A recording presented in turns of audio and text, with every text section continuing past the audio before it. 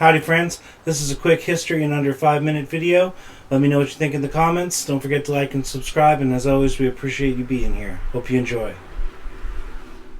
So in the 1930s, America decided that the president needed a plane, starting with FDR. The first plane was called the Douglas Dolphin. He never even flew on it. He did fly on a plane that was a commercial plane called the Dixie Clipper. Next was a Skymaster called the Sacred Cow that he only used once before he died. It did remain in service, however, until 1947. Then Truman had a plane built called the Independence, and that stayed in service until Eisenhower came along and built another plane called the Columbine. It's at this time that the term Air Force One is really born. And what Air Force One means is not the name of the plane, but what it means is any plane that happens to be carrying the president at that time.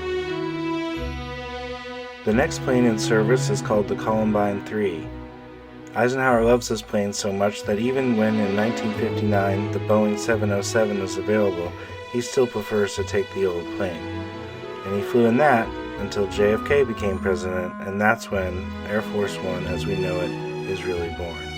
JFK's plane, otherwise known as SAM, becomes the official standard for what the U.S. president plane should look like. The paint scheme that is still used today was actually designed by his wife, Jackie Kennedy.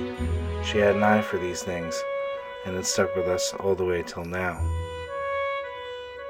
This is also the plane that takes JFK's body back from Dallas that fateful day in November, and also where LBJ famously is sworn in, standing next to Jackie Kennedy, still covered in her husband's blood. Bet you didn't know about this picture. LBJ used the plane and even took it on a trip to Vietnam, and then Nixon used the plane and took it to China. But then, in 1972, a new plane was built.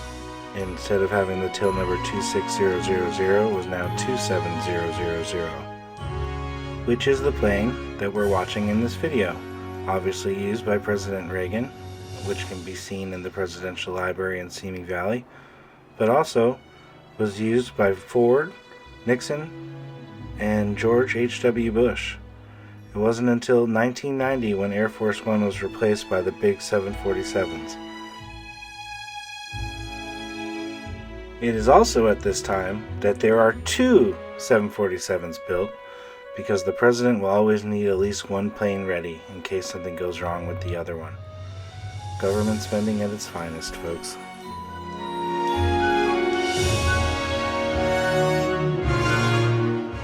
From the research that I've been doing, it's said that there's going to be a new Air Force One released in 2024. We don't know who that president's going to be then, but whoever it is, they should be stoked to know that they're getting a new plane. This has been a 5-minute history on the history of Air Force One. I hope you enjoyed it. Please like, subscribe, leave me a comment, and we'll see you guys next time. Thanks for watching as always.